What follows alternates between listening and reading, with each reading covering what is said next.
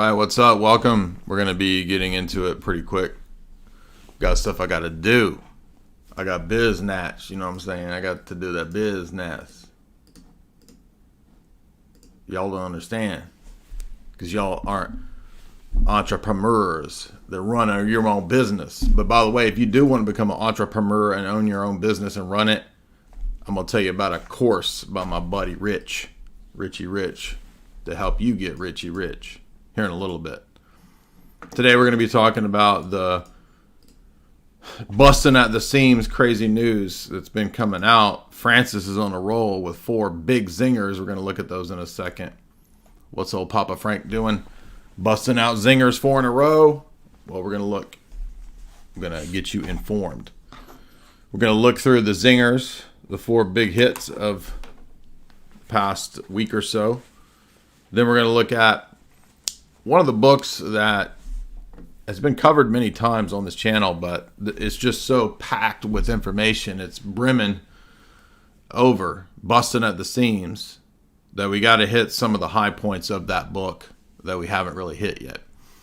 I'm talking about Dr. John Coleman's Committee of 300, which we did at the beginning of the book. There's a 20-plus step plan that the global elite had that he related back in 1990. This book he wrote in 1992. So this is a pre-Big Nine event.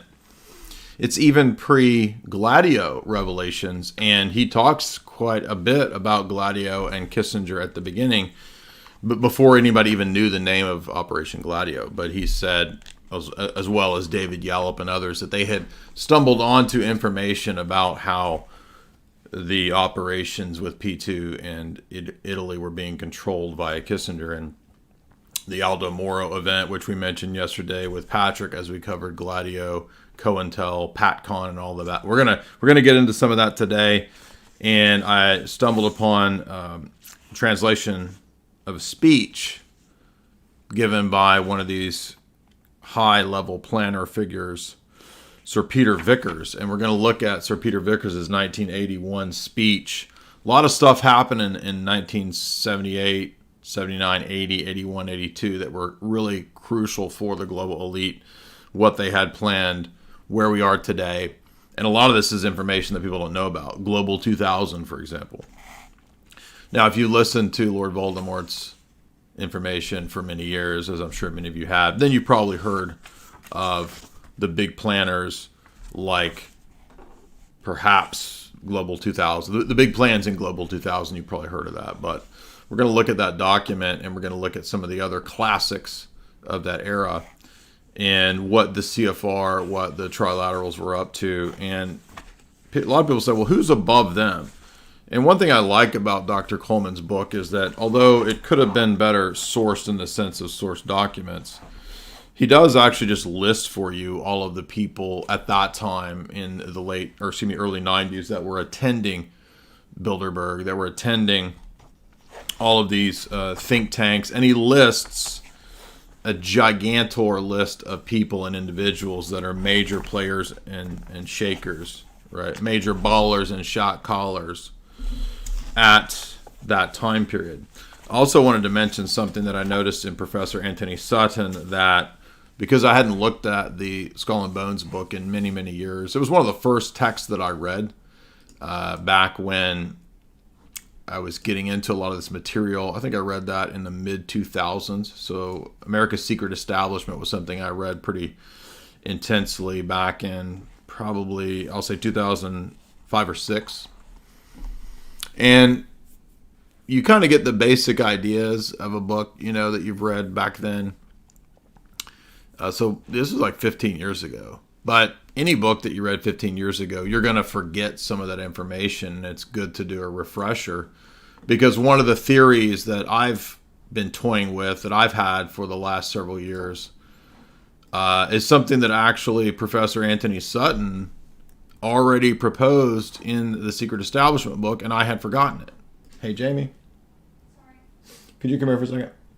Could you hand me, I forgot to grab the America's Secret Establishment book. I think it's up on the top shelf with the global elite text up there. Anthony Sutton's America's Secret Establishment. No. that shelf. That's Global Elite Books. Yes, because he's got a chart in here. We're going to look at his chart.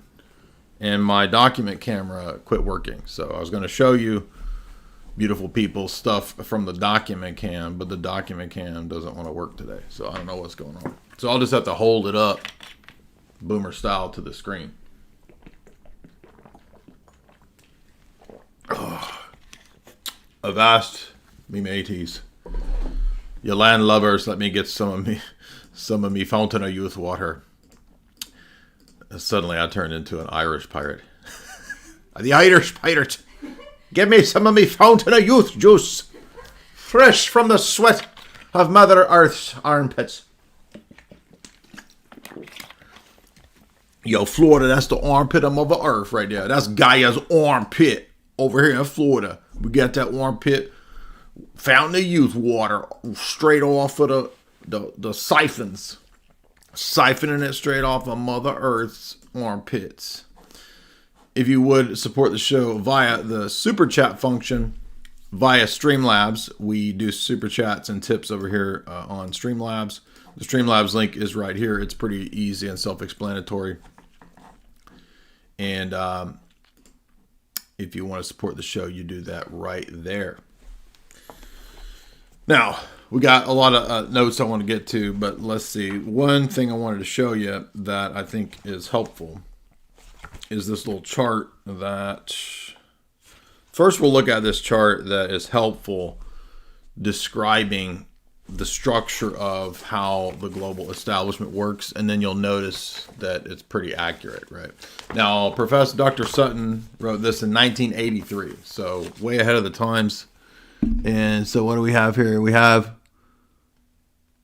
the order, and this book is, as we said, based on Skull and Bones, which is the Lodge 322, and the wealthy families and elites that set up Yale University and produced this secret society known as Skull and Bones, known as Lodge 322. And for those that don't know, this is where the OSS and the CIA sort of emerge from. The early recruits, the early formative intelligence agency of the United States after the period of inquiry and basically the military running intelligence, it switches over to private academic intelligence with this elite clique coming out of originally Yale and the Eastern Seaboard establishment, but it also expands to other universities like Harvard that begin to recruit through the secret society networks. And of course, the most famous of these is simply Skull and Bones, as everybody knows. But so he's got this structure here where we have foundations and think tanks, which the Skull and Bones Order has a lot of influence over. We've got banking, which has a lot of power. Obviously, the religious church network, which we can't forget, because a lot of the intelligence apparatus has a lot of influence on churches, which has been severely overlooked. Hence why we're always pushing the David Wimhoff book over here. The business sector, Wall Street, right? We know about that. Wall Street and the CIA, longtime connections. Education and media, academia, spies and academic vestments, law, executive branch, and then the legislatures and White House. So we're going to be looking at some of the foundations and think tank elements today, because that's a crucial pillar in the power structure. Now, also want to look at this other chart real quick, because this is the one that really surprised me. I was like, oh, I thought I was really on to something new. And then here he said it in 1983. So when we talk about the funding that goes on for both global tiny mustache man movement and the global Bolshevik internationalist movement, we've seen throughout the 20th century a lot of skullduggery and a lot of very wealthy, powerful players in the background, both corporate and banking interests. And so we have to wonder, were we told the truth about the two world wars in the 20th century? And as you guys know, we pull heavily from Dr. Carol Quigley's Tragedy and Hope over here. That's one of our foundational formative mega texts that we cite and have lectured from. If you don't know, 5 or 6 years ago, I did a a 16-hour lecture course through the totality of all 1,300 pages of Tragedy and Hope. Still available, still in the front of my YouTube channel. You can get access to that in my members section, but the first halves of that are all still for free. So you can get 8 hours for free, and I think people should really make use of that. I've been sending that to people for years and years and years, all even prominent people, and very few have actually taken the time to go through it, of the prominent people that I've sent it to, but it's definitely worth your time. And the good news is, as you guys know, I taught last year a full 12 course, 30 plus hour philosophy course with Richard. And this season over at Autonomy, we're going to be teaching the global elite texts. And I'm going to choose the top 12 global elite texts. And we'll also work through those texts in a full presentation format. So it's true that many of the global elite texts, I have done those lectures on the website. But this will be unique because you get one-on-one tutoring with me. You get, write direct quotations and slides from the books. And in my older global elite lectures, we didn't do that. I didn't have slides and one-on-one type stuff. But if you sign up for the upcoming season, now Richard has his course coming out on entrepreneurship, on starting a business, on becoming self-sufficient and all that. That's a different course from my course. Richard's course is available. I'll make those links ready for you here in a second. But so this other chart that Dr. Sutton has, which is very helpful, is this one. And this is the one that I think that the fake left-right of the 20th century is something that is important that a lot of people have not. So it's hard to read because I don't have my document camera doesn't work today. So see that chart? So screenshot that or look at it later or whatever. Hopefully but basically it's describing how the Order of Skull and Bones is in the background of the thesis and the antithesis of the 20th century. So for example, the thesis, he argues, is Marxist Russia funded by American International Corporation and the Guarantee Trust, Brown Brothers Harriman, and the money that they sent into the Soviet operation in the Ruscom Bank in Bolshevik Russia. The antithesis to this is Tiny Mustache Man's group, which was funded by Union Banking Corp, Averell Harriman, Guarantee Trust, Fritz Thyssen, all of the different Western elites that you've heard of, Wall Street and the Tiny Mustache Man Revolution, and Wall Street and the Bolshevik Revolution. Hence Sutton's famous trilogy.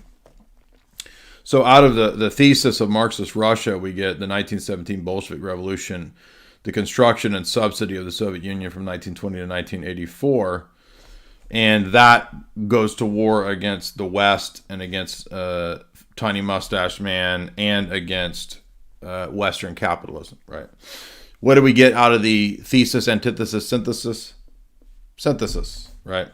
Post-World War II United Nations is the synthesis that helps to merge the two dialectical oppositions. And you get Dr. Sutton throughout his book making a lot of much use of Hegelian philosophy, the very thing that we've been talking about and highlighting for the last couple of years as so crucial to how this superstructure overall plan works. And so if you don't understand Hegelian thesis, antithesis, synthesis in this geopolitical sense, really a lot of what goes on doesn't really make sense. It's not coherent. It's just one damn thing after another. But I was really happy to see Dr. Sutton expanding the false left-right dialectic that we think of in terms of modern American politics. He's expanding that to the 20th century. That's something that I've been thinking about and pondering for a long time. And I was happy to be reminded that it was in his Skull and Bones. I've forgotten this. Again, read this book 15 years ago. And, a lot of times when you read something for the first time 15 years ago, you don't make a lot of these connections. It's all new to you. So you're kind of still like, whoa, wow. You're processing it Then 15 years later, after having read all this other crazy stuff and Skull and Bones and Rockefeller and all of this stuff, let's be reminded then how this makes sense. From a China traveler first. I know we've covered this a million times, but people just still can't figure this out, and they don't get it. So David Rockefeller wrote a 1973 New York Times editorial. It's called From a China Traveler. We'll get a bigger version of it so you can see it better.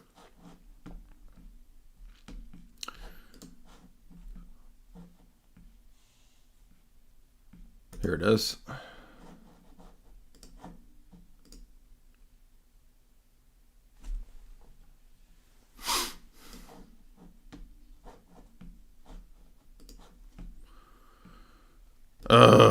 Anyway,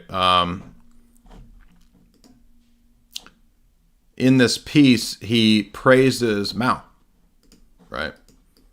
The great reforms of Mao Zedong, Mao Longdong. And as you guys know, in his memoirs, there's a chapter where it discusses the fact that one of the reasons that he was a big fan of Maoism was that after Mao, he was able to set up Chase Bank as the only bank in China. There we go. Hopefully we can see that better. The social experiment in China under Mao's leadership is one of the most important and successful in human history. And then he talks about it opening up to the West. So again, the idea that the super mega wealthy have a dislike of communism is just simply not true. Now, that's not all there is to this story, but most people don't know that according to Yale's own magazine, Mao was a Yali, and that is Yale in China. Yale Group spurs Mao's emergence. And this is from Yale News. This is not from conspiracytheory.com.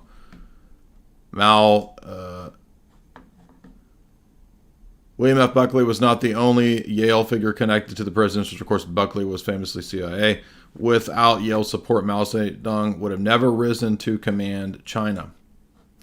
So again, why is Dr. Anthony Sutton, the famous economics professor who wrote so many great books and really figured out a lot of these issues, again, not a conspiracy theorist, but a professor, he's saying everything that we're looking at in this classic book.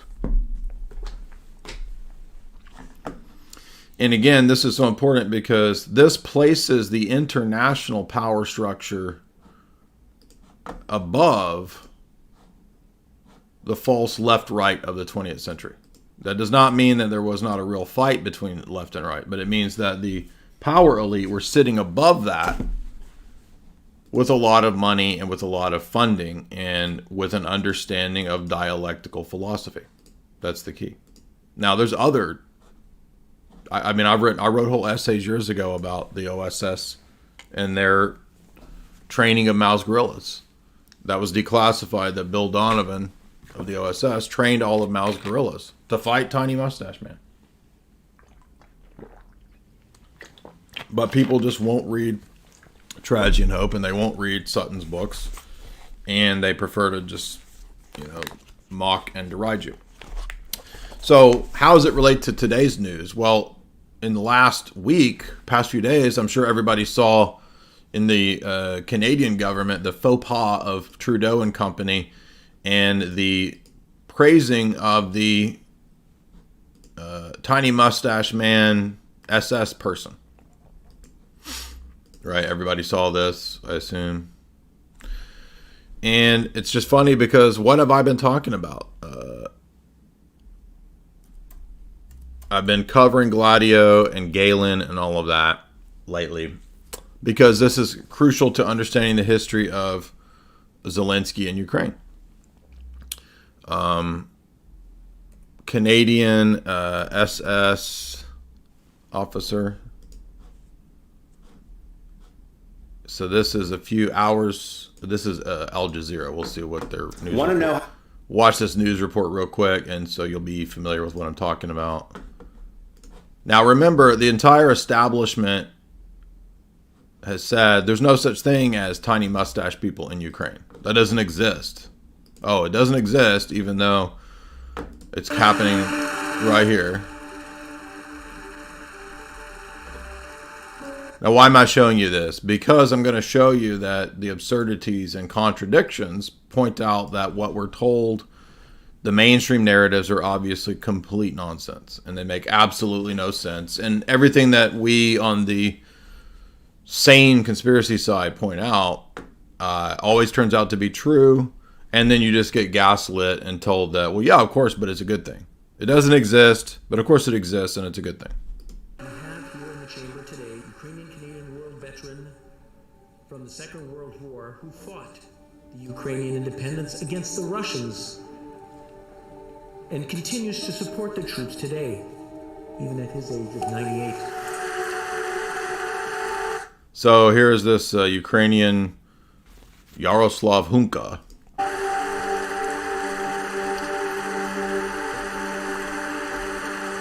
So they're all cheering him for fighting. He fought the Russians. Oh, but who was this guy? Oh, it turns out he was SS. Remember, there's no such thing. And there's your boy, President Z there.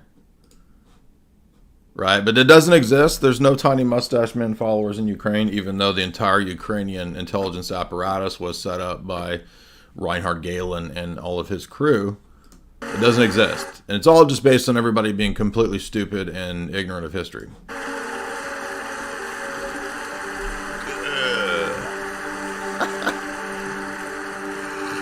He's a Ukrainian hero, a Canadian hero, and we thank him for all his service.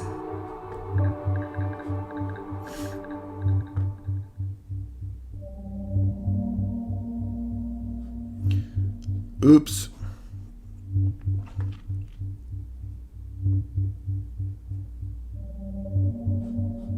So he was directly under Himmler.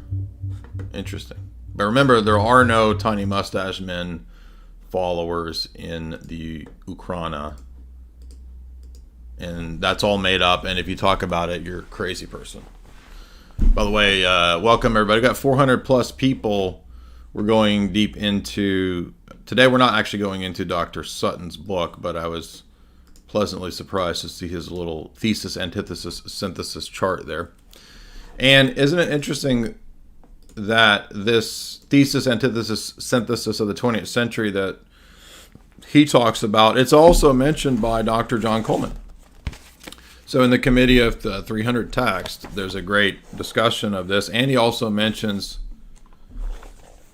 Sidney Riley, the famous spy, as being the handler to Felix Dzerzhinsky, the Bolshevik. And he argues that a lot of the global elite are big fans of Dzerzhinsky's nihilistic revolutionary philosophy, which I think is true. But that backs up what was in the Rakovsky interrogation that we covered. If you remember when the NKVD interrogated Christian Rakovsky, the Bulgarian socialist, I think he's Bulgarian, but Rakovsky was purportedly in that, assuming the document's legitimate. Rakovsky was arguing that the figure of Sidney Riley was actually a direct operative of the top elite, and that the Bolshevik Revolution was supported by a sizable section of British intelligence, and that a lot of people were getting played. And a lot of those same people were also supporting Tiny Mustache Man. And that would then lend credence again to the thesis that the 20th century's wars are an intentional thesis, antithesis, synthesis model. So World War I, League of Nations fails to be the global government that they wanted.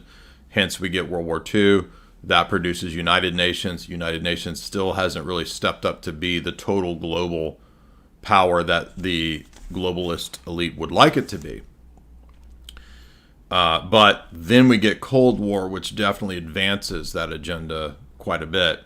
but still doesn't produce the full-on synthesis that's wanted. Now we are in the era where they are really absolutely uncloaking to produce the global technocratic synthesis government.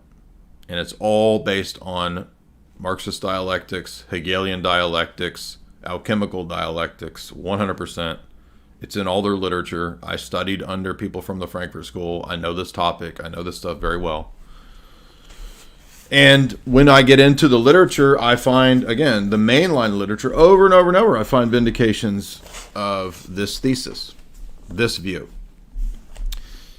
And you have a lot of very intelligent historian people in right-wing circles, in academia, in left-wing circles, that, for whatever reason, just will not go here. They refuse to. And there's many reasons why they don't do that. Maybe they want to keep their academic job. Maybe they don't want to look, optics, they don't want to look like a conspiracy person. And yet, over and over and over, this is what we find. Now, a little bit of a reminder in terms of what we just covered with Patrick Henningsen a couple days ago on his show. By the way, if you want to support me today, you can via the Super Chats. We got almost 500 people and 150 likes. We got a bunch of haters in here today, a bunch of skeptics, a bunch of chin scratchers. I don't know about that. A bunch of actuallys.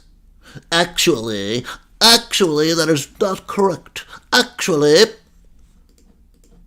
Do we got a bunch of actuallys in here? What's up, everybody?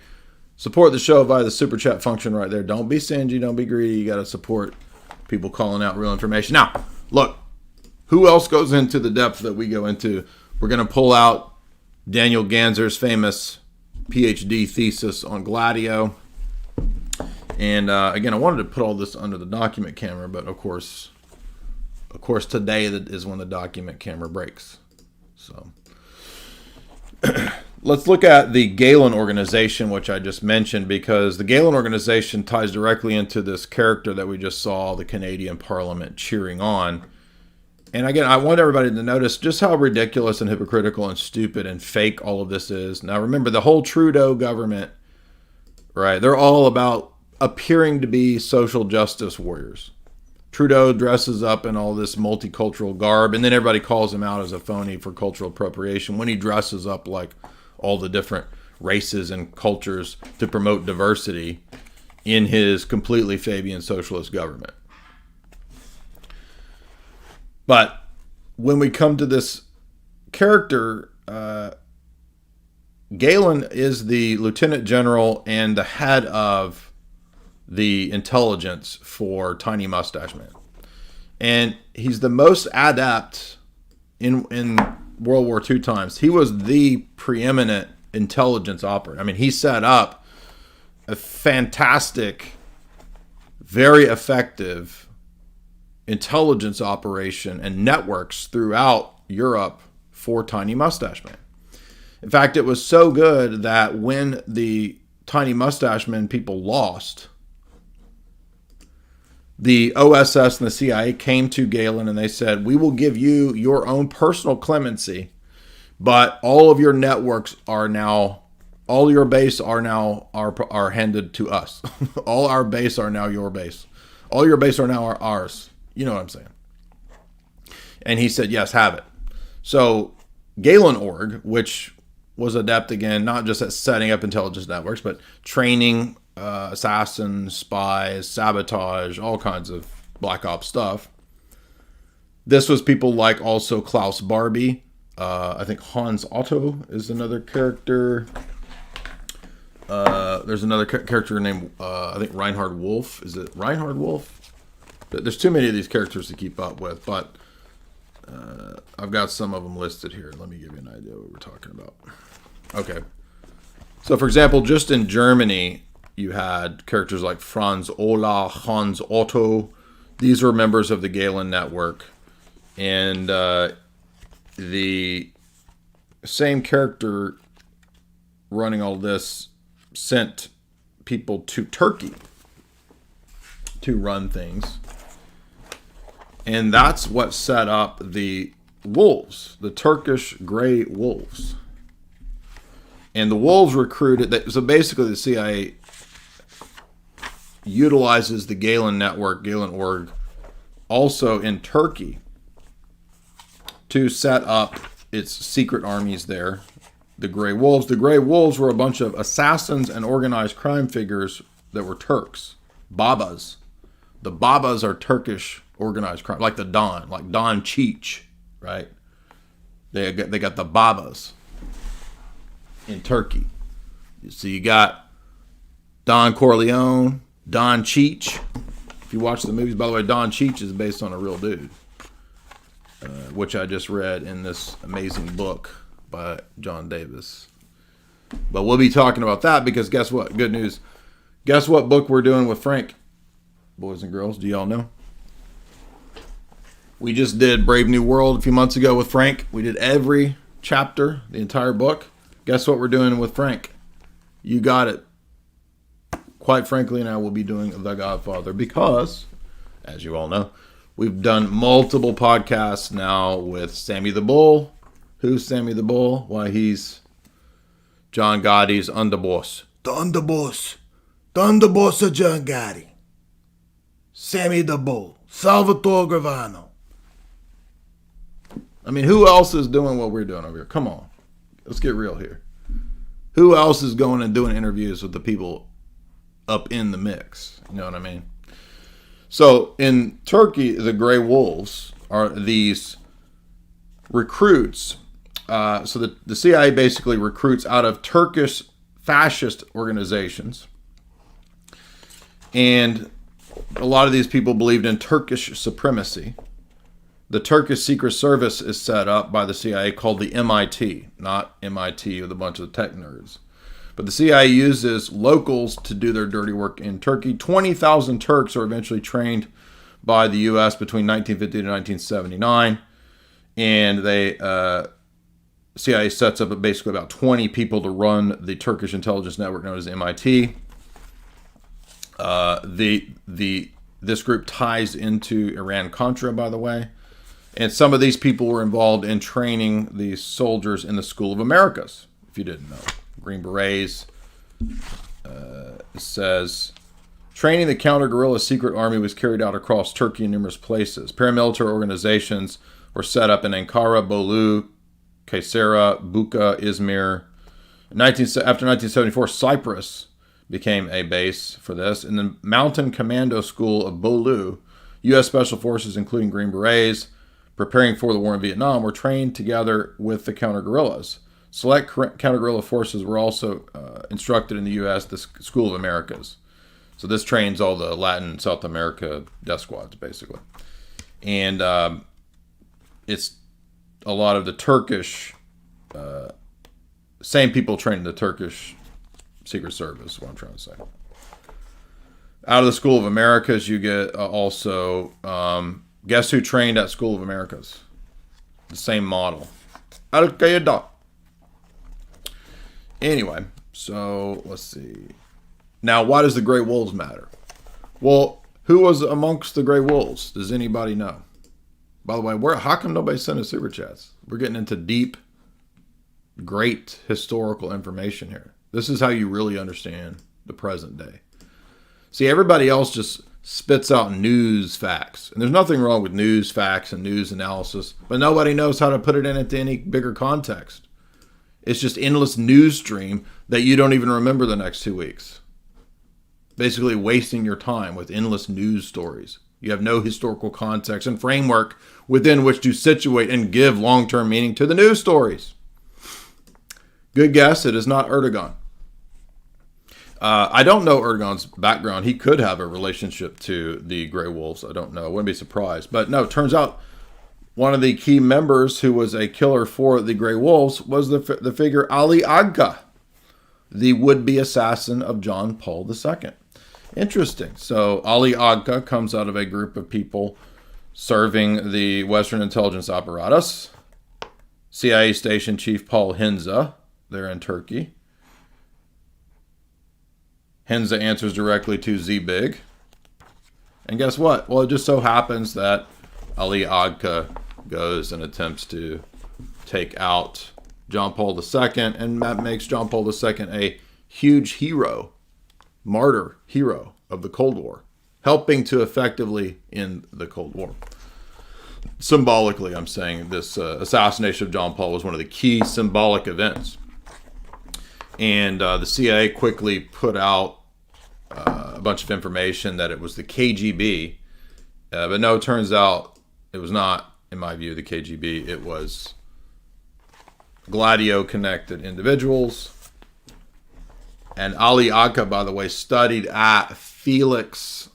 What's that? There's a fat Dominican who was a ecumenist and a spy for the OSS that we covered. And Ali Agha was at his school, his language school, which those language schools still exist, by the way, as an intelligence front. What is that fat Dominican's name? Felix. Father Felix. Remember this? We covered this when we did the Gladio book. And Ali Agha just happens to end up studying at his linguistic school. Come on. Father Felix. I cannot forget his name. Father Felix Morleone, that's it. Donovan formed a close alliance with Father Felix Morleone. That's it. And he, by the way, he wasn't just a huge ecumenist. He set up a bunch of language schools. And you could tell, by the way, of course he's a spy. Diplomat, theologian, scholar, social reformer. Pro Deo, that's it. And even the Redditors can figure out over here that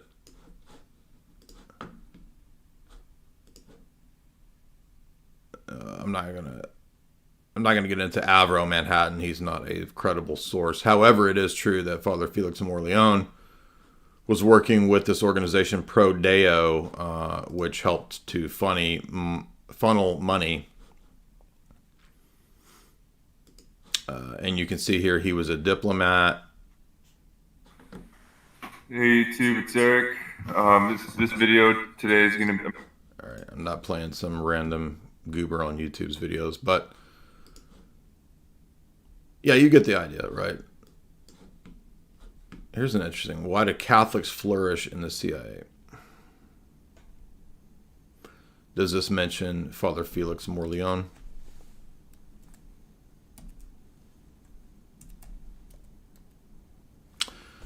Let's see what Catholic Herald says about him.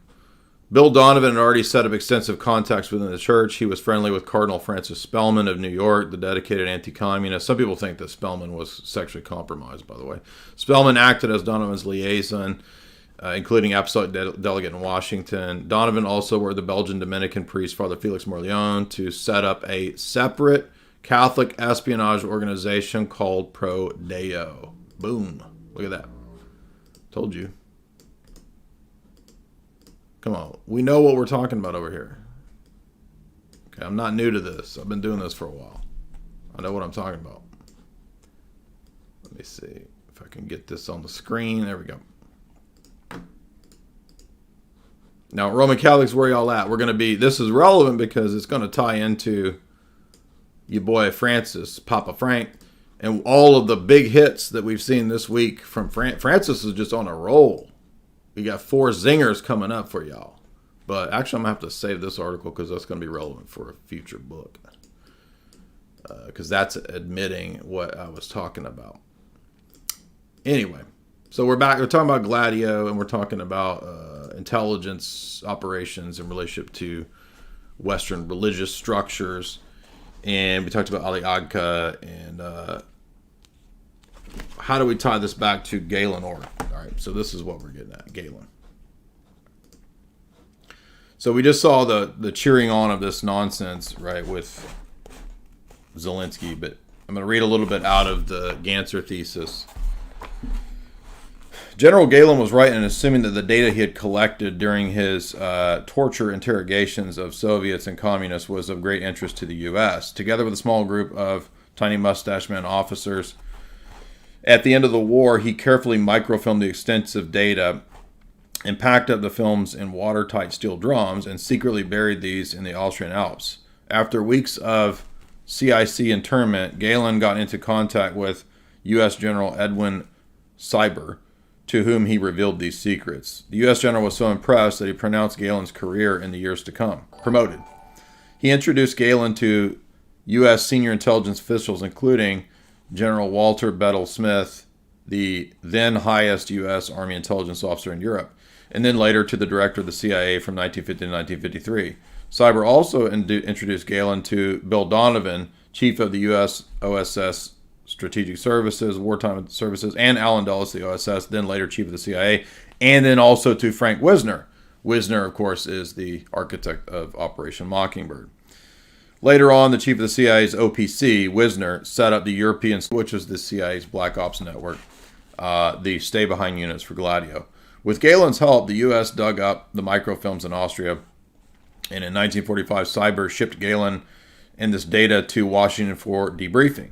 President Truman was impressed by Galen, together with a large number of the Galen network. Have you heard of this? You might have heard a paperclip. It was the first post-war German secret intelligence service, tellingly named Galenorg. And in the end, Galen, says historian Stimson, and several hundred other senior German officials succeeded in making deals with the British and the United States. General Galen, however, proved to be the most effective, most important, and crucial. With U.S. financial and material help, Galen Organization headquarters were first erected in Oberursel near Frankfurt, and then it was moved to the former WAF, the Waffle SS training facility near Munich. And guess what that became? Do y'all know? Quiz question. And this is going to surprise a lot of people because a lot of people are just dumb, don't know stuff. What out of this former Waffle SS facility, Eggo Waffle facility, Tiny Mustache Man's Waffle facility, what was erected that Galen then controlled underneath his CIA handlers? This is a quiz question for the audience. I don't know how far behind the chat is, but what organization did Galen head up? It is not an EU thing. Yes, Caroline got it. The B&D, Western German Intelligence. Now remember, we're social justice warriors in the West. We're so concerned with rooting out tiny mustache men. In fact, the entire last several years, right, of BLM and all this stuff, because there's NAZIs everywhere. Joe Biden has told us that the tiny mustache men followers are everywhere, under every rock. Oh, but it turns out they immediately put Galen as the head of Western German intelligence after the war. And is that a conspiracy theory? Conspiracy theory? You a conspiracy theorist? No, it's called mainline history, dummy. At about 1 million different websites. FAS, Federation of American Science. Galen.org is the predecessor to the BND. The Bundesnachrichtendienst. The Bundesnachrichtendienst, or the BND, headed up first by Galen. In 1956, Galen was reassigned to the new Western German government and headed up the Bundesnachrichtendienst. The origins of the BND, Galen.org. Oh, but we're so worried. We're so worried about the tiny mustache man followers that are everywhere. So notice the entire leftist narrative and mythos is built on this being everywhere. And do they even know that their neoliberal compatriots are the ones that set these people up as the heads of German Western intelligence and in all kinds of other places through Gladio? So the tiny mustache man followers didn't go away. They just got repurposed and retooled. The CIA took over all of Galen's network. That was the deal. Then he could be free. By the way, if you would support the show via the Streamlabs function, super chats are via Streamlabs. Nobody, I mean, people just not, I don't understand why people aren't, y'all don't understand how this is relevant to what's going on? Everybody in America that supports Trump is a tiny mustache man. A mini tiny mustache. Trump's a tiny mustache man. Putin is a tiny mustache man. But they're cheering on the actual followers of tiny mustache men who fought against Russians. I mean, how dumb are people? This is so stupid. And it's mainline history. It's not conspiracy theories. I know the famous people who, Klaus Barbie and these characters who fled to Latin and South America, they're all part of Paperclip and Galen.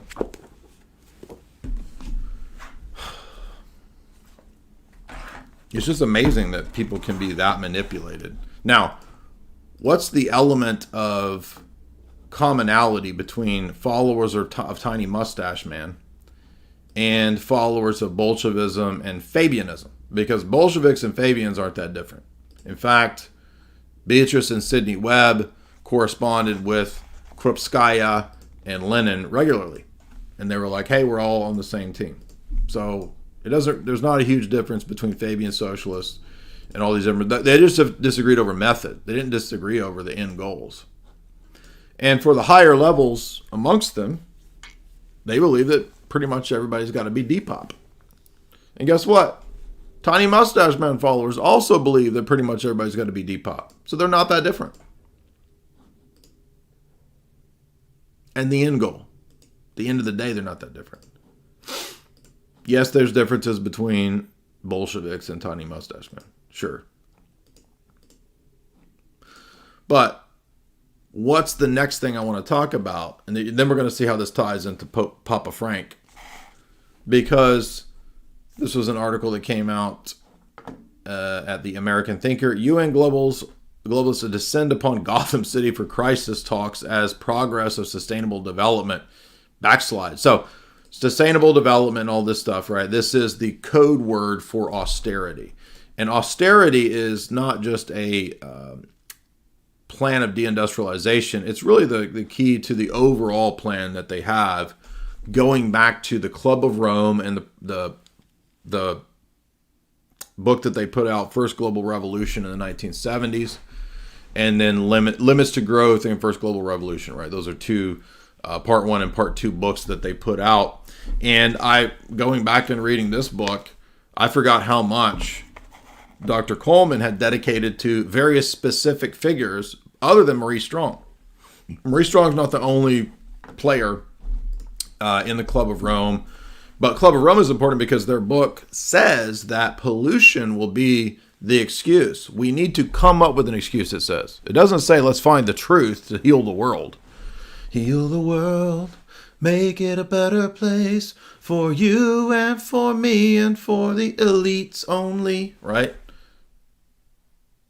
There are whales that are dying, frogs becoming gay. Will you please die for the elites to have their way? Heal the world, just delete yourself. Is that a Jacko song? Is that Jacko? Yeah, that's right.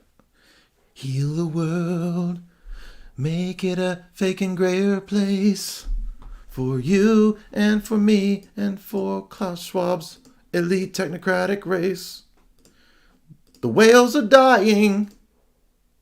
There's a hole in the ozone layer. Anyway,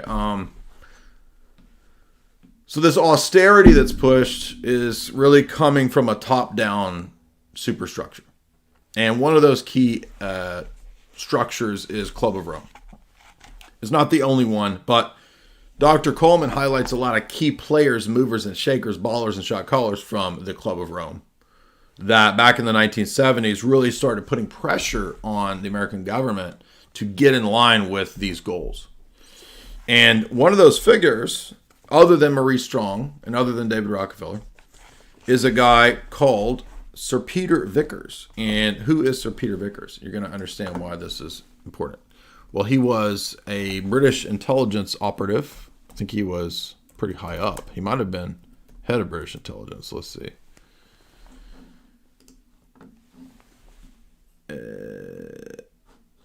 This is him.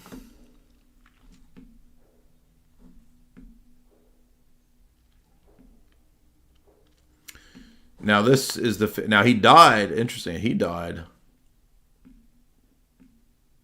Is this him? Let's see. Now this is, by the way, he's part of the families, according to Dr. Coleman, that funded Tiny Mustache Man.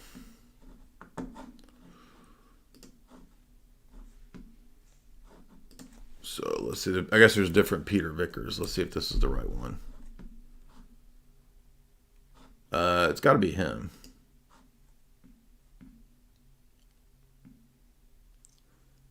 Ministry of Economic Joint Intelligence. That's him, because this guy's in charge of British intelligence. Yes, so he's in charge of the Joint Intelligence Committee. Yes. So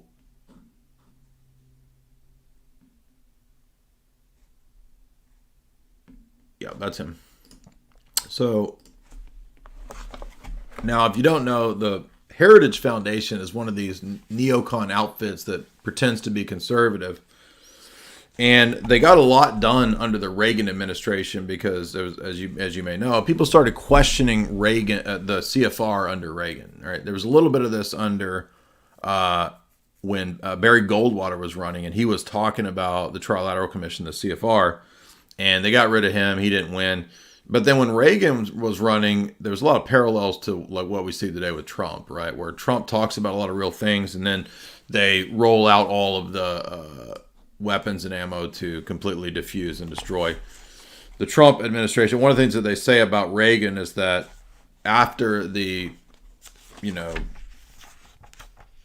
attempt on Reagan's life, Reagan quit talking about Trilateral Commission, the CFR, right?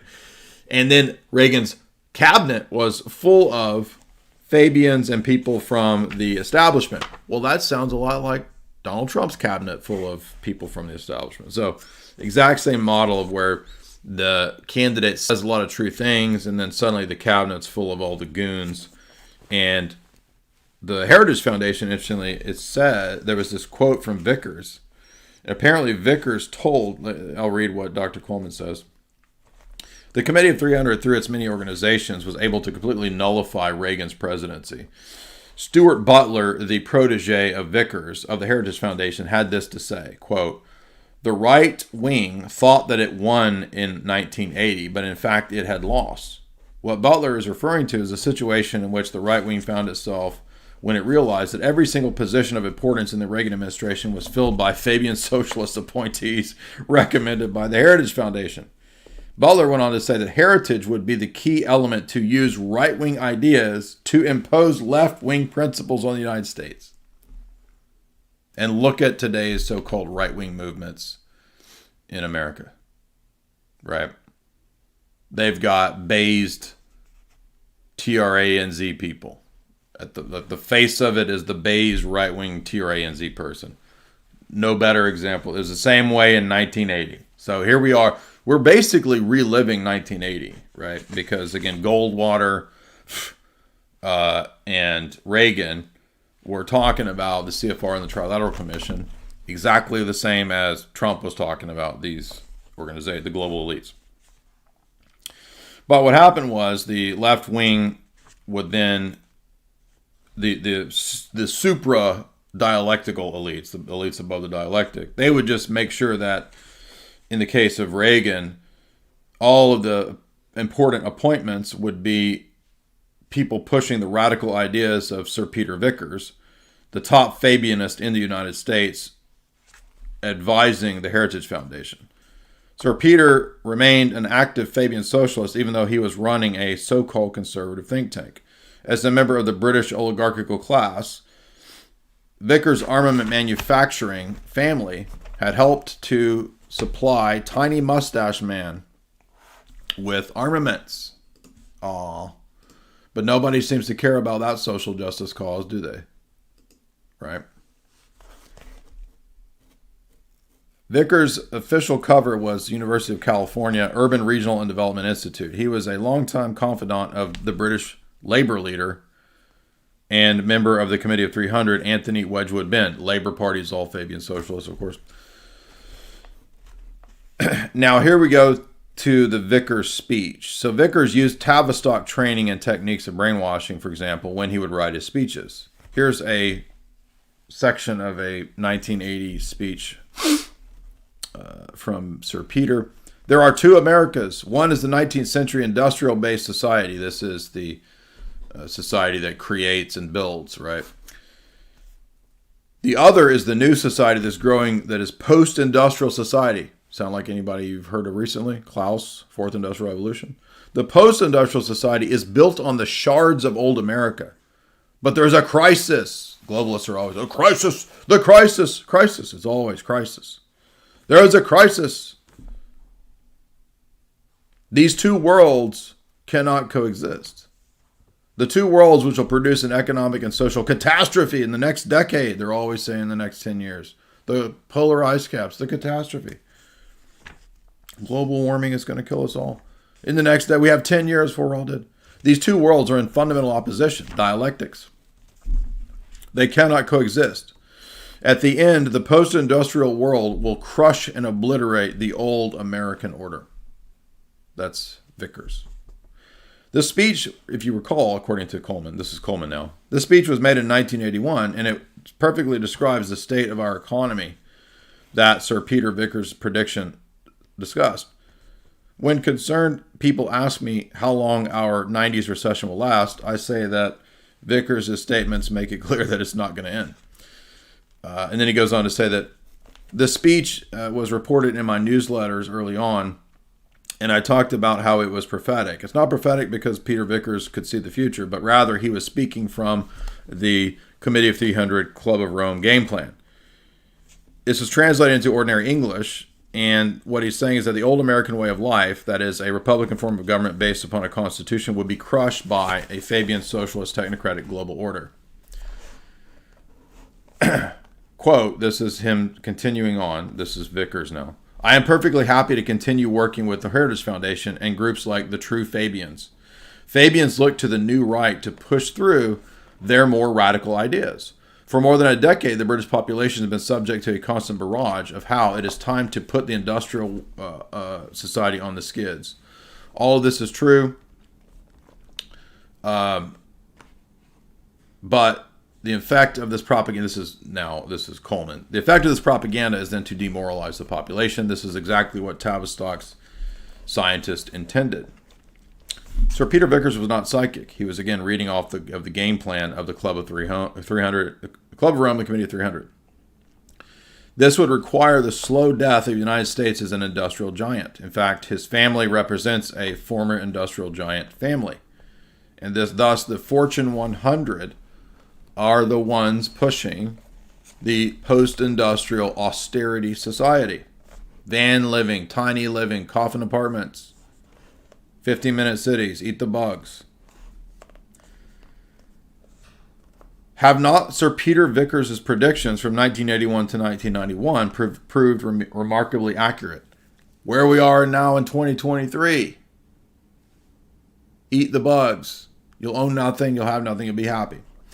Sir Peter Vickers worked on Stanford Research Institute's paper, Changing Images of Man, the most famous white paper think tank operation that you could think of in the 20th century, emitted from the established American white papers, right? This advice was sent from Vickers and SRI to Reagan. The Reagan administration took this advice. In fact, Vickers was a senior MI6 British intelligence officer and was in a position to give Heritage Foundation a great deal of advanced information. As a member of the Committee of 300 and of NATO, Sir Peter Vickers was around when NATO directed the Club of Rome to develop social programs that would utterly change the direction in which America would go. That's a big part of what Changing Images of Man is. The Club of Rome used Tavistock and its directions to tell Stanford Research Institute to develop this program, not only for America, but for every nation in the Atlantic Alliance and all of the OECD nations. Sir Peter's protege is Stuart Butler, who gave Reagan this 3,000-page document of recommendations for moving into the technocratic order. So again, that's just an amazing little nugget of information there that is almost completely forgotten by most people coming out of the Carter-Reagan era. And this, by the way, what's another big element we see in the Carter-Reagan era? Brzezinski and Kissinger, always in the background, right? Kissinger in the background of, security advisor to Carter, setting up Mujahideen. That becomes Al-Qaeda. That's all the CIA's Operation Cyclone. All right, all the operations in the Soviet conflict to control Afghanistan and the drug trade. And the same Al-Qaeda becomes useful in the 1990s after the Soviet Union collapses for the global war on terror. Same masters, same game plan. Shift the enemy. Now we're back to away from Islamic terror. Now it's the Russians again that are the global enemy, the global threat. Now, the same people that we're talking about, the Club of Rome people, told the Carter-Reagan governments, you must also implement the Global 2000 report. Gerald Barney and a bunch of other goobers from the same Committee of 300 Club. It's all the Club of Rome people, right? Jimmy Carter writes the foreword to this. I'm a humble peanut farmer, but ever since I was invited to Bilderberg, I was figured out that we got to kill everybody and save the earth. And so Jimmy, who also says aliens exist, I believe in the aliens. I'm director of the Council of Armenian fucking peanut farmer from Georgia. Who believes this nonsense? So, and what's this whole thing? If you don't do all the austerity measures, the world will end by 2000. If we don't cut the population, if we don't bring in austerity, cut the growth, make everybody poor, then the world will collapse by 2000. Now, this is just one of countless white papers. The Global 2000 report. And here it is at the Jimmy Carter Center. Jimmy Carter with Jimmy Carter's fish lips. I'm a humble peanut farmer, invited to Bilderberg. And after he's invited to Bilderberg, he becomes president, by the way. Just like Billy Bob Clinton goes to Beberg, becomes president.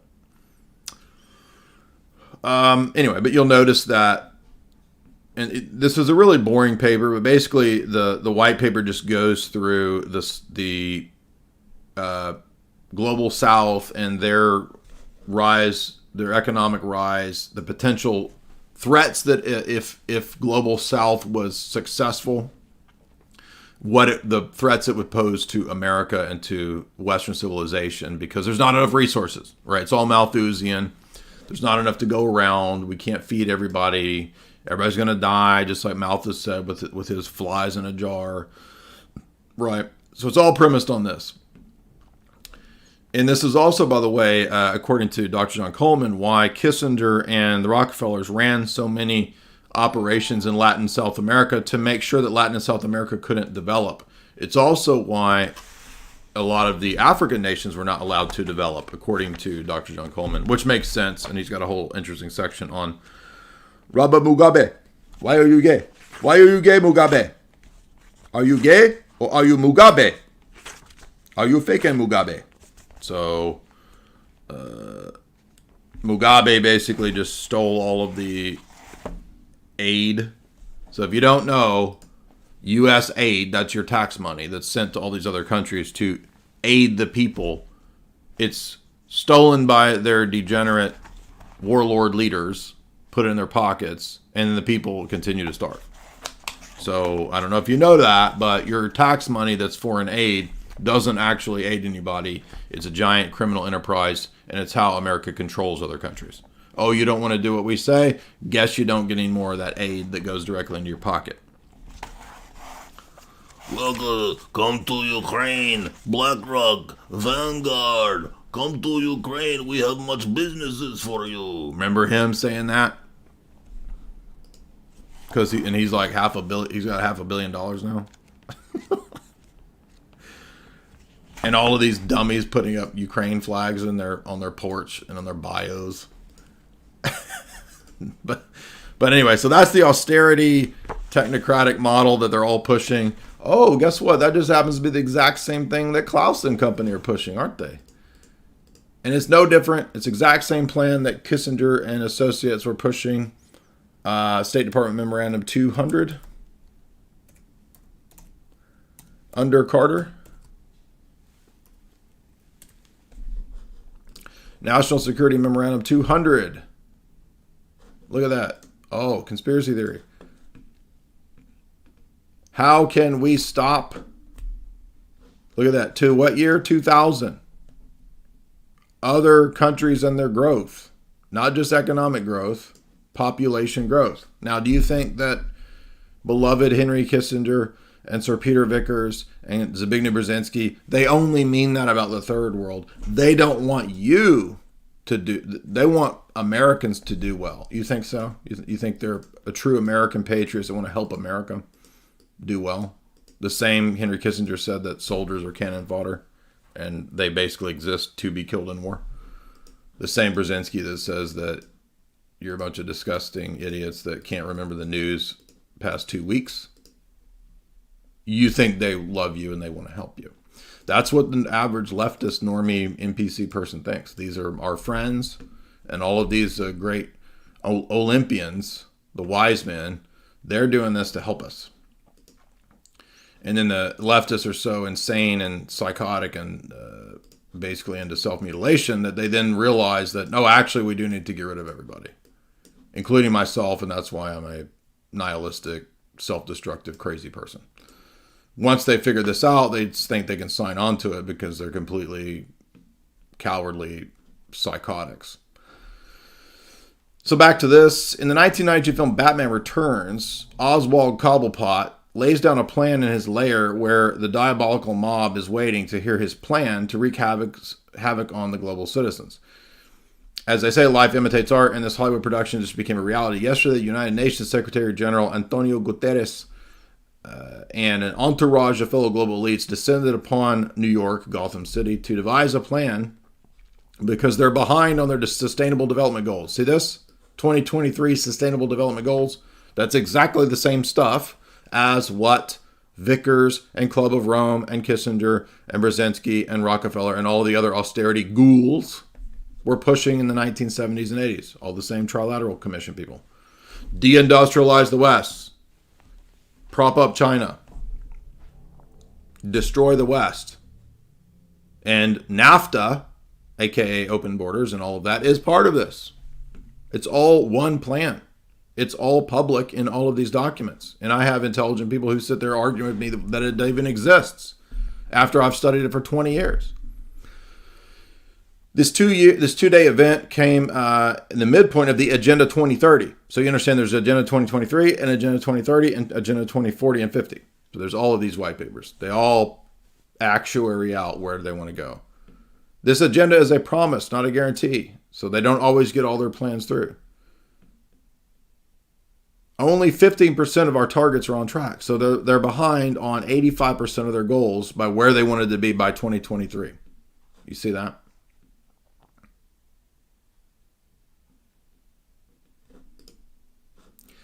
So SDGs are the Sustainable Development Goals, for those that don't know. Why is this not playing? There we go.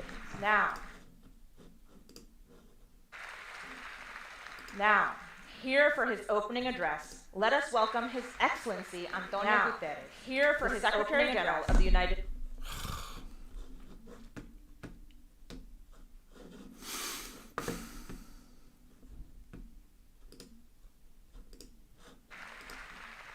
Now, here for his opening address, let us welcome His Excellency Antonio Guterres, the Secretary... Countries intend to contribute to a better, more equal and peaceful world. It's all equality, fairness, and a better world, which means getting rid of entrepreneurs, getting rid of individual businesses, getting rid of private property, getting rid of you doing anything other than submitting to the UBI and being on the dole and living according to rationing of everything in your life. Clothing, food, eat the bugs. It's all one unified plan. And it's all public. And intelligent people still sit there arguing with me whether it exists. And they will outline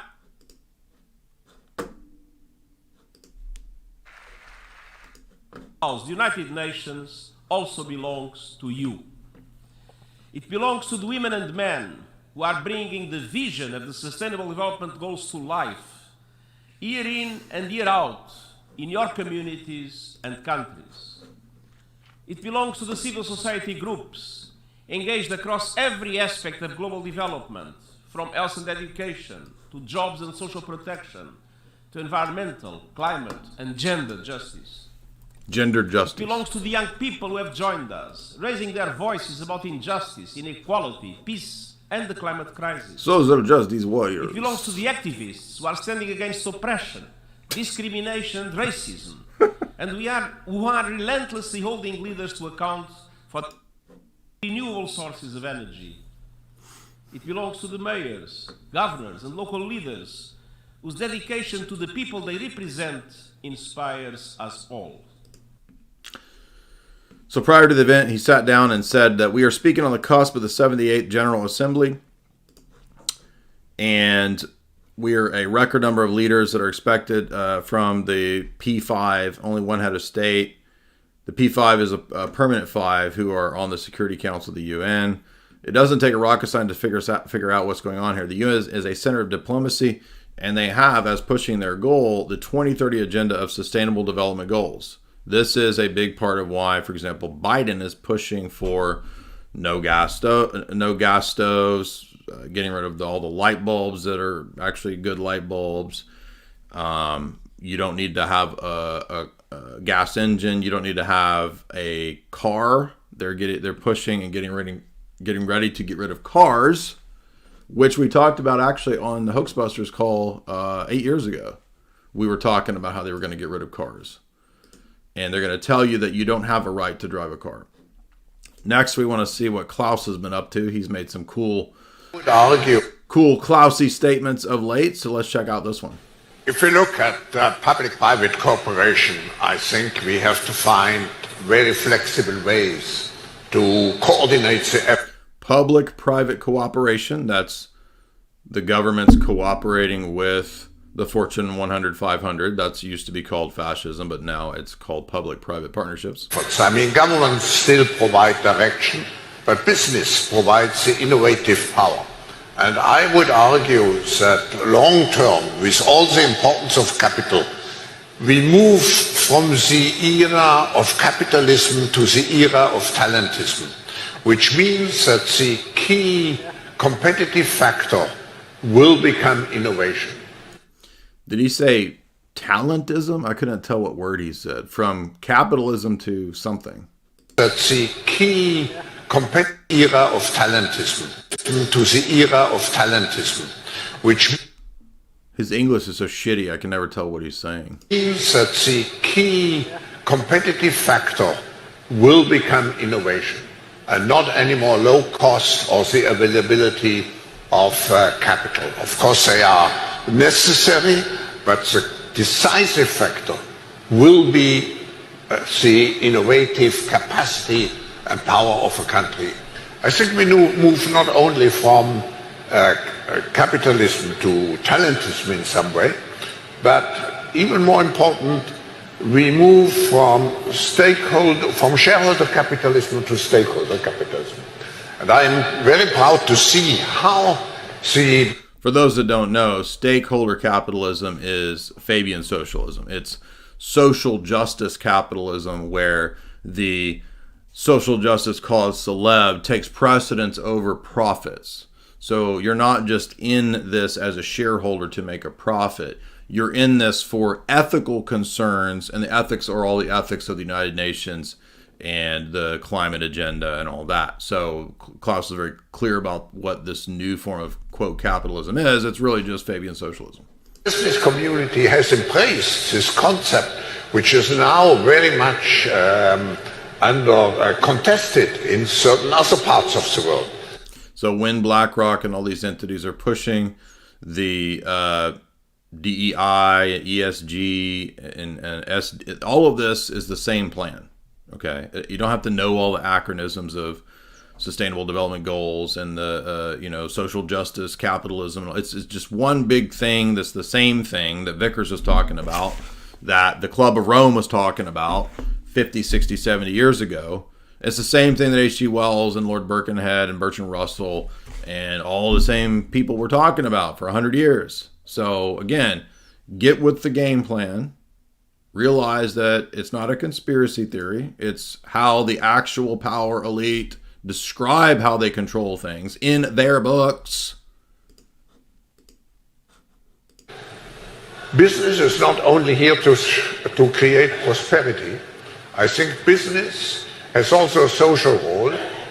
Business is not just there to create prosperity, profits. Business has a social role.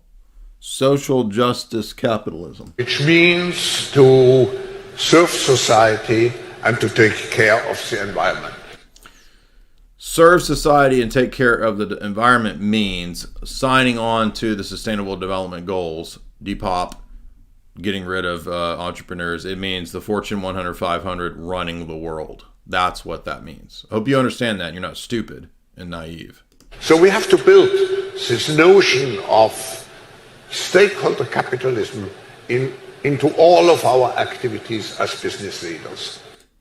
So Wittgenstein's comment, who put the quote up, the WEF Forum Chairman Klaus has urged that governments grant the WEF full governmental control.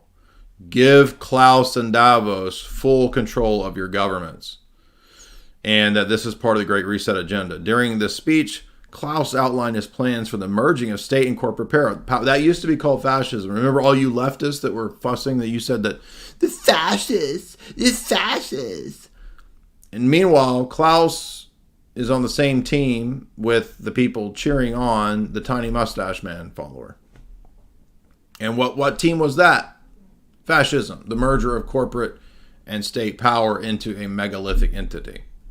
Again, the world wars are the thesis, antithesis, synthesis of fascism versus the West and capitalism.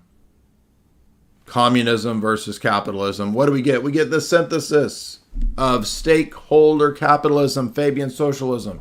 What is Fabian socialism? It's reformed Marxism. It's Marxism aligned with monopoly capitalism, which has always been aligned with, because monopoly capitalism has always funded Marxism from the very beginning. Schwab boasts that under his system, corporate elites will craft the policies for governments. The Fortune 100 will tell you what you can eat, where you can live, how long you can live, how many kids you can have.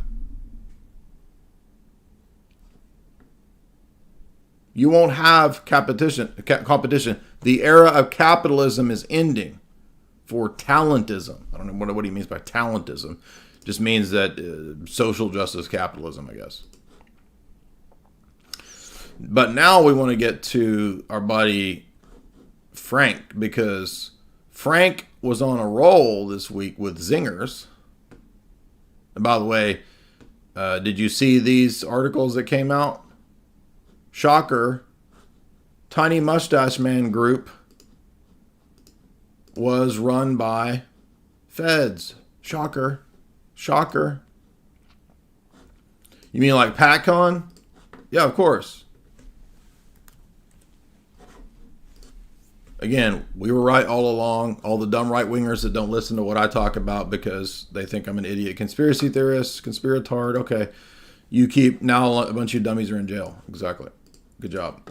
Way to go. You did really good. So there you can read about PatCon and all the dummies that fall for this stuff over and over and over and over. And you can read about the biggest Tiny Mustache Man group just came out. Turns out, yes, it was run by FBI informant.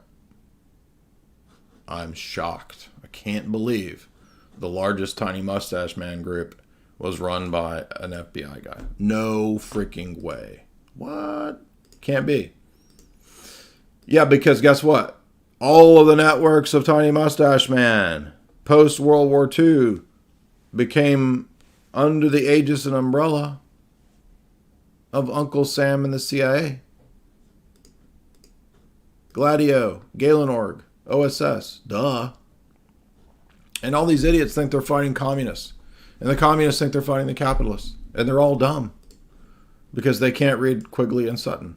They can, but they're so wedded to ideology. Because ideologies are like idols. People get attached to them. They worship their ideologies. It becomes an idol to them. And then they become perfect fodder to be manipulated by power elites like Kissinger, Brzezinski, Vickers, on and on and on. All the people that are above the dialectic. Because people don't study philosophy and dialectics, and when I talk about it, they roll their eyes and they laugh, and I guess they're just too stupid. They don't have the IQ level to understand Hegelian dialectics and Marxist dialectics.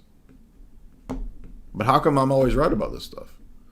Now, he saw that Big Z was over here asking Marinka Abramovic to be the ambassador for Ukraine to schools and kids.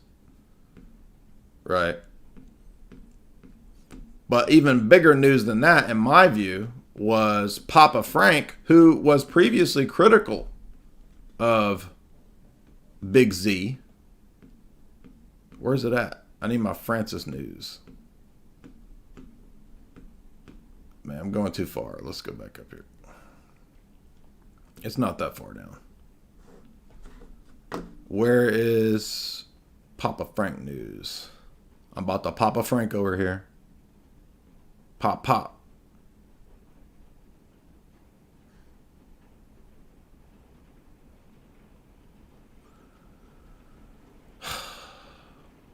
I had all this ready and pulled up to show. Here we go.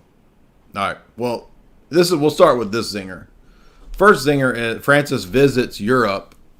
Or I think he visited France. Next said he visited France, I think. And when he visited France, he said, there is no such thing as any migration problem. And you need to open up your borders to help people.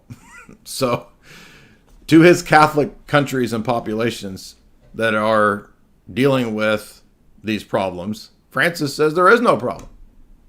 So, problem solved.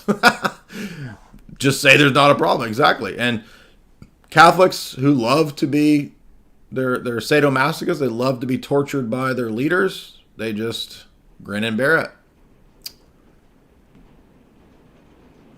Now, where's my big Francis news? I can't find it. Here we go.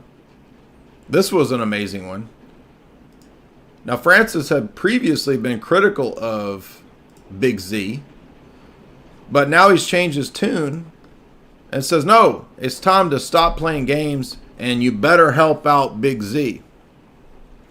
Pope Francis said that nations should not play games when it comes to military aid to Zelensky. The Pope spoke to reporters about frustrations with the games that nations are playing. Seems to me that the interests of the war are not just those in regard to Ukraine and Russia, but the sale of weapons and commerce of weapons. We should not play games with the martyrdom of this people. In other words, help Zelensky out.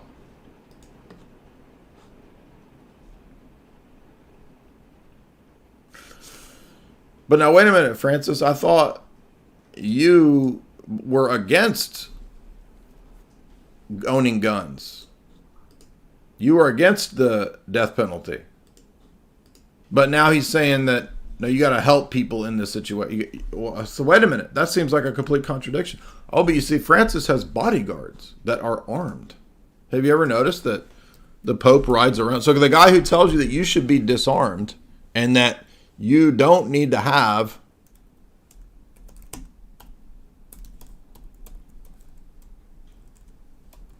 the ability to defend yourself. I'm not just talking about the Swiss guards. There's a bunch of goofy goobers. I'm talking about these guys.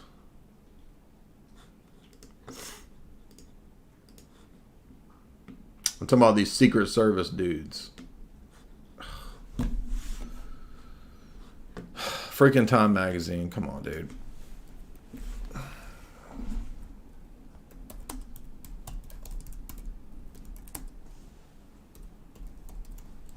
I'm a goofy goober.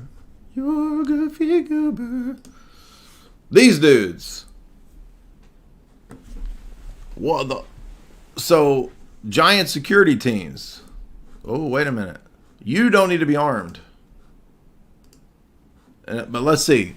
How many armed Secret Service does Francis have around him? 1, 2, 3, 4, 5, 6, 7, 8, 9, 10, 11, 12, 13, 14, 15, 16, 17, 18, 19, 20, 21. At least 21, probably more in the crowd. Because the way this works is there's not just a team around the Pope-mobile. There's security officers in the crowd. 21 at least. You think that, well, they just got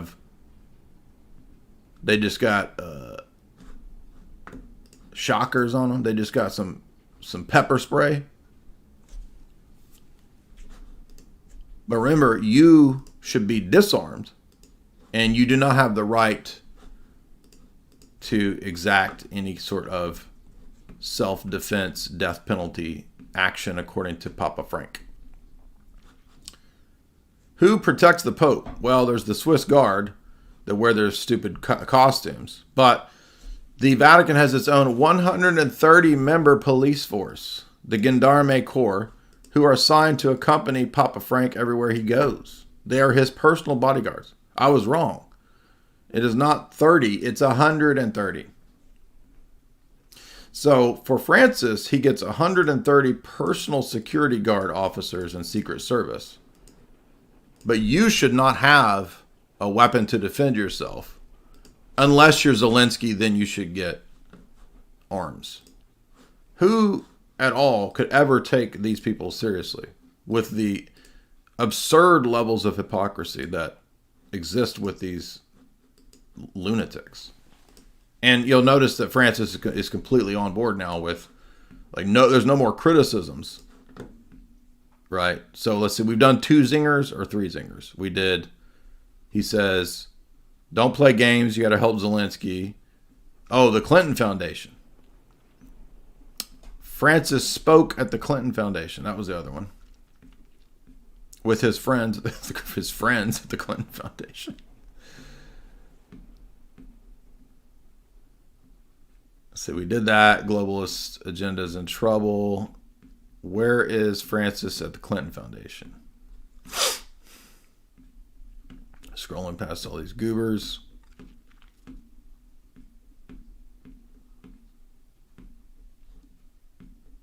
All right, well, it's just going to be quicker if I search it, so forget all that.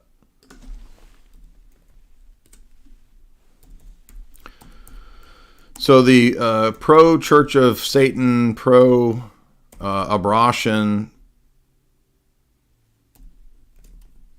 Clinton Foundation hosts Pope Francis to come speak.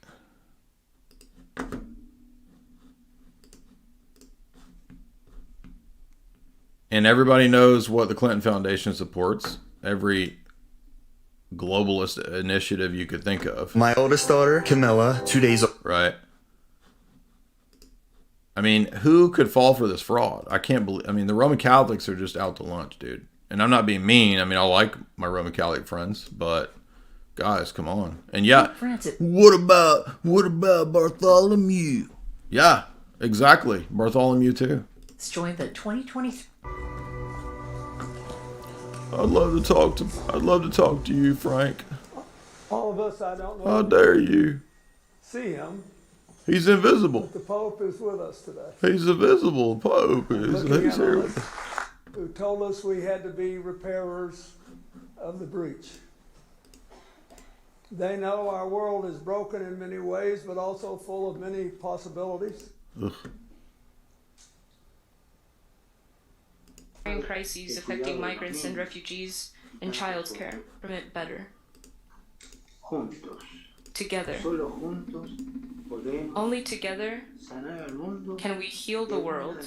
Heal the world, make it a better The place. globalization of indifference. You, Mr. President, have listed the many challenges of our time. Climate change, humanitarian crises affecting migrants and refugees, and childcare. So there you go. According to Francis, the key problems of our time are climate change, migrants, and child refugees. Okay. Child issues, sure. And they're all buddies. There you go. Now, let's see. That's 3 of Francis's zingers. Oh, the other zinger.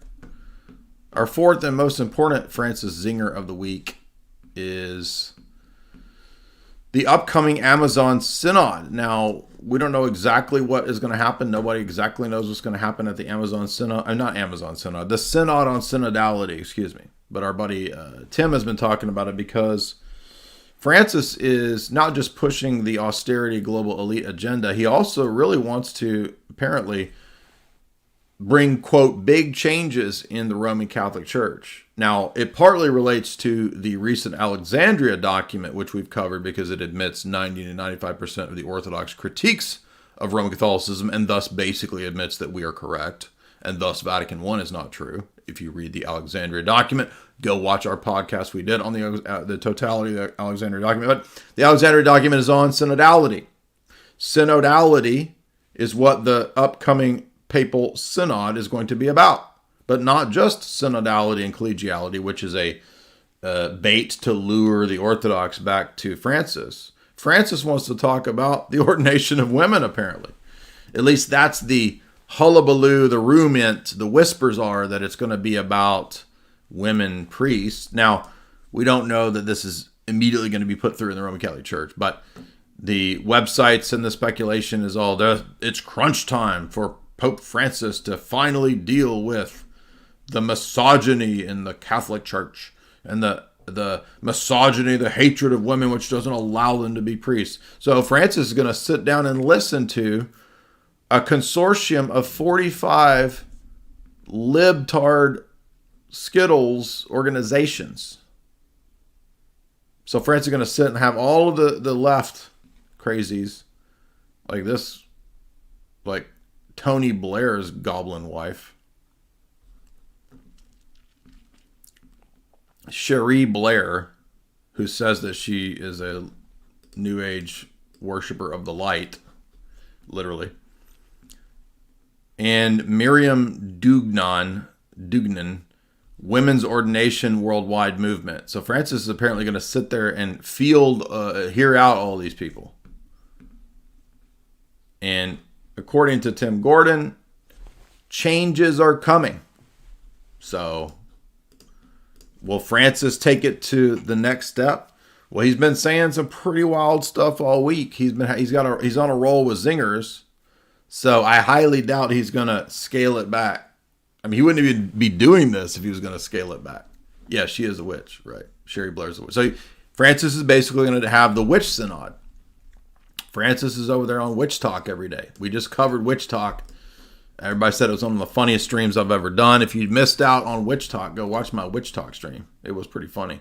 But now, here we go. Let's see. So we're 8 days away from the Amazon Synod. I'm really excited to see what Francis is going to do at the Amazon Synod. I want to remind you, too, that our buddy Richard is hosting the most recent course on entrepreneurship and becoming your own sovereign individual as a business leader. His call to action. So you've done the self-help and you've dipped into some personal development, but now you ask the question, now what? What can you do? Well, if you want to escape the apathy, step right this way. So twice a year, I teach a course called Autonomy. It's a 12-week personal development and training course. What people get out of it is multifaceted. There's curriculum, there's exercises, there's camaraderie, you make new friends. There's a whole lot of interesting things. We're going to hear a sample from the course right now, and let's take a look at the value these students are getting. Charlotte departed this world, I think 2 years ago in March. So probably about 2 years ago. She lived a long, full life. She lived up in Maine, and her website used to be deliberatedumbingdown.com, but americandeception.com was a site that she did with her son. And her son was helping her research. And americandeception.com is where a lot of the source material used to be. Like the copy that we have of the Reese Committee hearings is Charlotte's copy. She went and found that copy and got it and circulated it. Her work, I remember when I first encountered her work, I didn't know what to make of it because it's just too overwhelming and out of left field. And I was familiar with Gatto's work, but not as much as I could. So Gatto's work bounced off me the first time. I saw Charlotte's work. I was like, there's something here, but I don't know what it is. I did some more learning, discovered like Tragedy and Hope and Anthony Sutton's work. Then I went back to those two books. I was like, oh, these people are all talking about the same thing. She's talking about the 1934 Carnegie Blue Book, which was the internationalist text inserted into America. So the globalists are like, here's how we're going to insert into American education and turn it into our compulsory schooling and reshape it in our image. And we'll remove the history where we're at war with Britain and that everything will be just hunky dory. And they got their way and they did it. So Charlotte was, she was working in the Reagan administration back, I think in the 80s. And she came across some of this information. She was incredulous.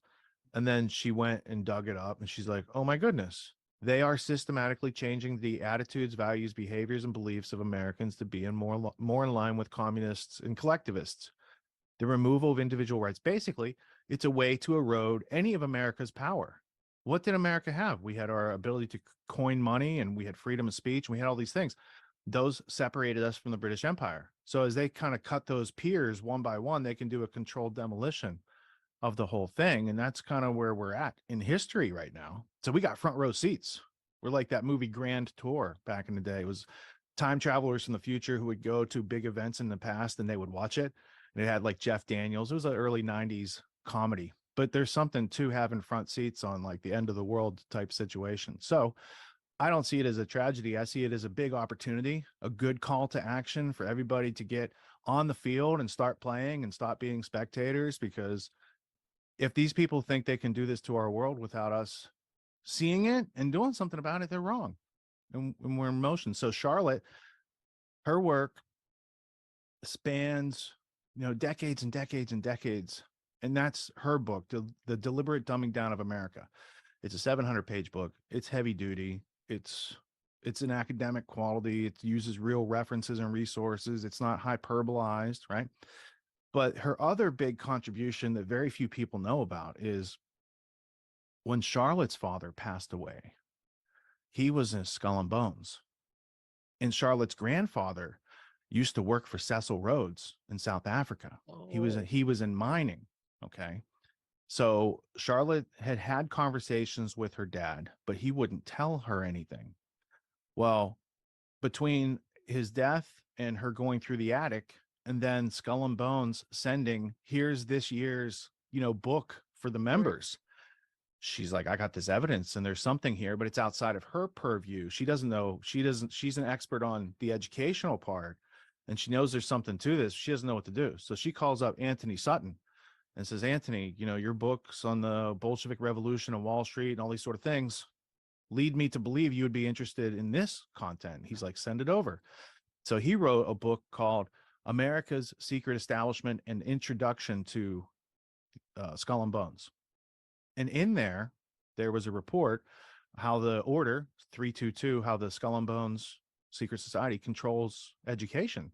And when you go through and compare what they're saying in their documents to what Charlotte had found from the Carnegie, there's a comprehensive plan with multiple secret societies or working groups going toward this same thing with great deal of intention and organization and budget and long-term commitment, multi-generational commitment to their goals. And we as individuals don't really relate to that because we're just like looking for the paycheck next week. So we're playing in a game that is not like checkers. It's not even like chess. It's more like Go, which is a game in Asia to acquire, to conquer as much territory as fast as you can. So it's like a fast moving game. And we're still like at turtle speed.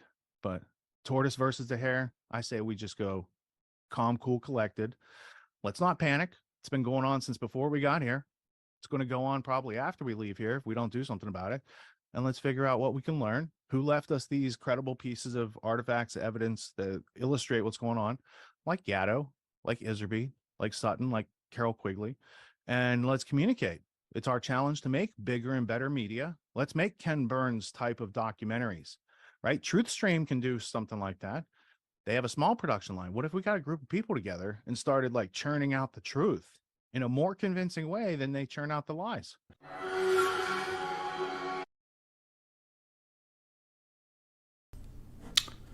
All right, so that's my good buddy Richard over at Trilogy and Hope and over at Grand Theft World. And if you're interested in this season of Autonomy, which is a course that Richard teaches every year on how to become an entrepreneur, how to be self-sufficient, how to reorient and retool your entire misinformation education, the brainwashing that you got in the state schools, then Richard's course is linked right there in the show description for this season of Autonomy. Separate from that, I'll be teaching the Global Elite book series as my Autonomy course this year. Last year we did the philosophy course, last season I should say, which is still available. You can always buy the philosophy course in the show description link at the Autonomy Agora Marketplace.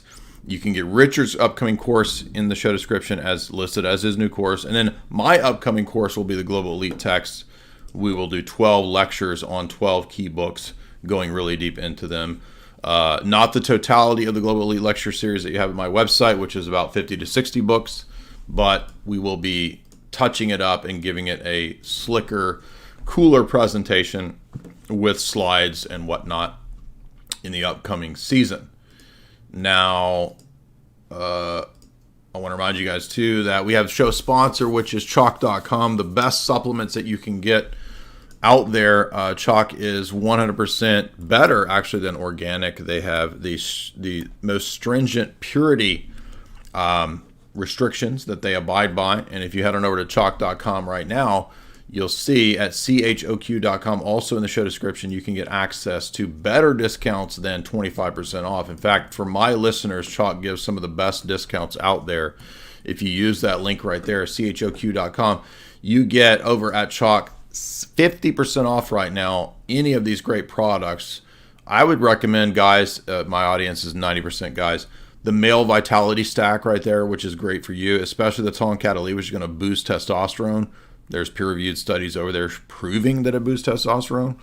There's also the daily, which again deals with making up for our nutrient deficient diets, and you can replace that nutrient deficiency with the daily over at chalk.com right there. There's also ashwagandha and tons of other offers that you can get. It's not $133. You can start with the male vitality stack by using the promo code J50, that's JAY50, to get 50% off. Or if you want to go ahead and do recurring subscriptions, use J53Life, that's JAY53LIFE, to get 53% off recurring subscriptions, because I know you're going to want Chalk coming on the regular.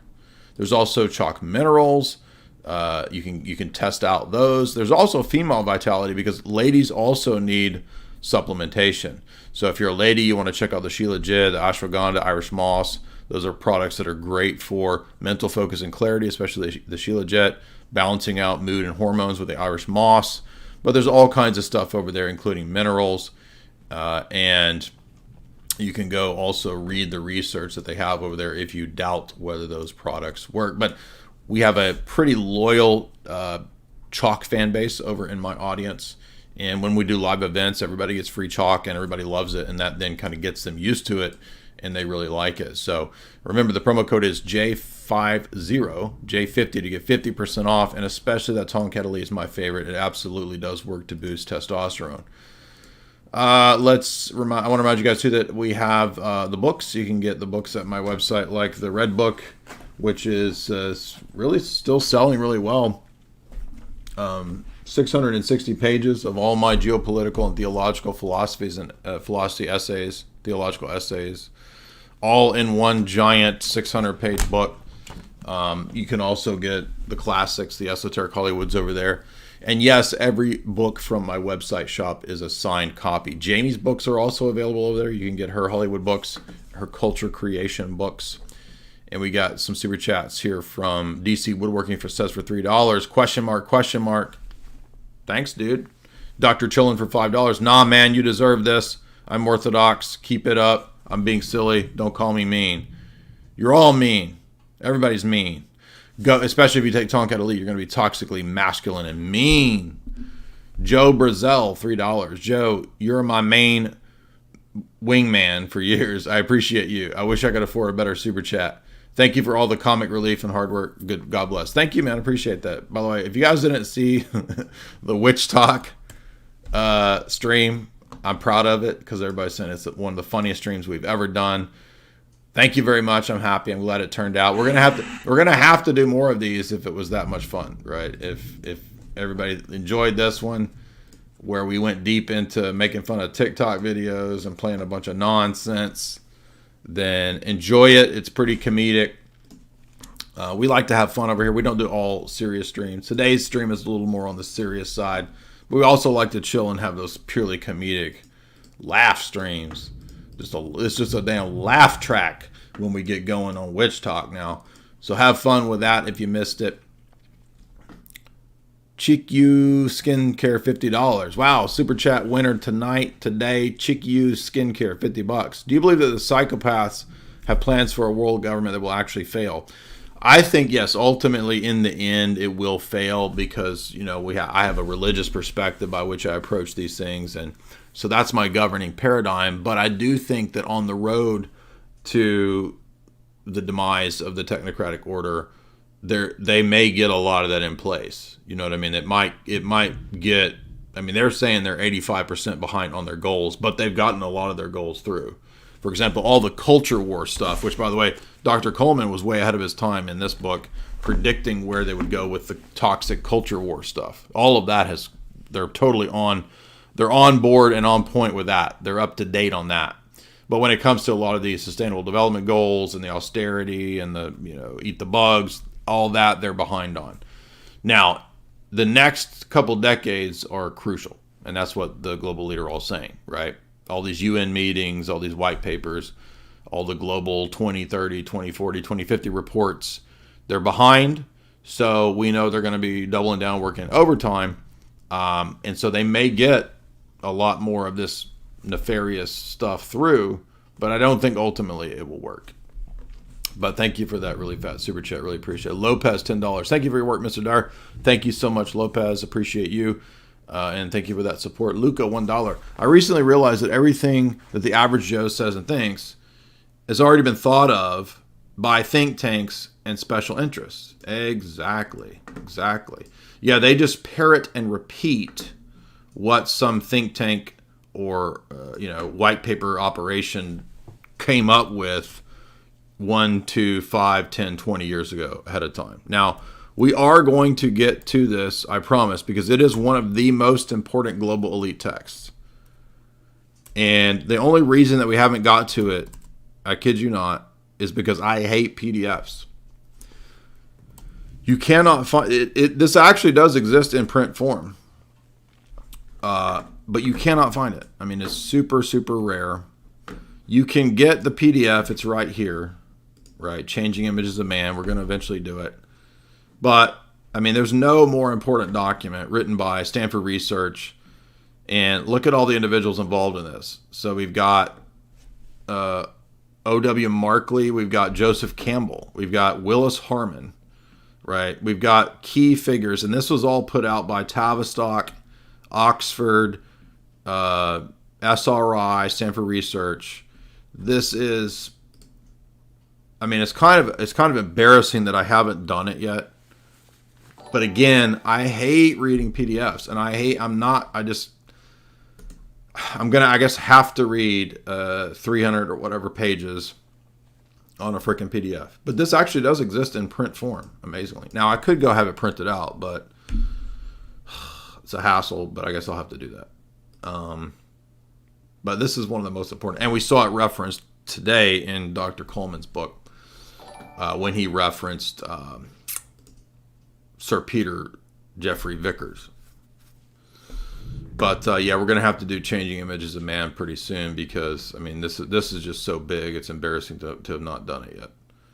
But Luca says the Maidan 2.0 is being prepared in Georgia. Oh, so they're going to do the same thing that they did in Ukraine and Georgia. Seems very plausible. Do you have any resources about Georgian elites?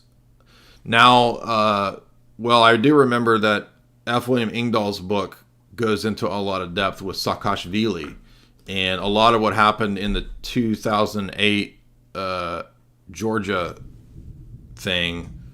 Remember when they tried to say Russia invaded Georgia in 2008, and I think they were kind of trying to do then with what they did now in 2014 up till now with the Maidan stuff. So I wouldn't be surprised if it doesn't also spill over into Georgia. But if I remember, Saakashvili was the Western CIA puppet for Georgia. But I don't know what's going on in Georgia now, because pretty much everything focused on, post-2014 focused on the Maidan and Ukraine. So, but that's a good question. But I would guess that if you want an accurate analysis, F. William Ingdahl would know. Justice Bjork, or Patrick would know. Justice Bjork, $5. Off topic, what do you think about the claim that a lot of church fathers, that everything that was good in Plato is cribbed from Moses? Yeah, I've actually made that argument a few times as a possibility. I don't know if that was the case, but some people have argued that we always think of it as if the Bible people were cribbing from the pagans, but why couldn't it be the other way around, right? Maybe the pagans, in other words, people talk about, well, why the Egyptians believe in preserving the body in their, resurrection motif. Well, maybe they got that from Joseph. Nobody ever thinks of it that way, right? But I think that's a possibility. Evo Lunacy, $20. I'm a new subscriber. I really enjoy binge watching all the content. Well, thank you so much, Evo Lunacy. It's glad to hear we get some new faces over here. We get a lot of subscribers on our platform still in terms of growth, so I'm happy to see that. But a lot of the new people don't speak up very much. So if you're a new person, definitely speak up. Let me know what's going on. I'll go ahead and link for you guys the PDF of Changing Images of Man. It's very easily accessible. It's one of the most important global elite texts that are out there, and we haven't got to it yet because I've just been I can't stand reading these non-physical copies. So, but we'll do it very soon. But next up, as we said, we're going to be the next book club with me and Frank is going to be The Godfather.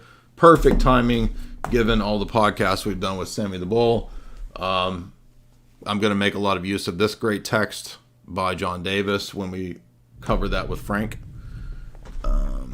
And also, by the way, I didn't remember that John Coleman actually covers a lot of organized crime elements. So, the book is not mainly about the mafia, but actually organized crime does pop up quite a bit in Dr. John Coleman's classic text. But thank you guys so much. If you would, support the show by subscribing at the member section on my site, or you can head on over to Rockfin. Rockfin is a great free speech-based platform where creators collaborate in the sense that if you subscribe as a paid subscriber to Rockfin, you get access to everybody over there. You don't just get access to me like on Patreon.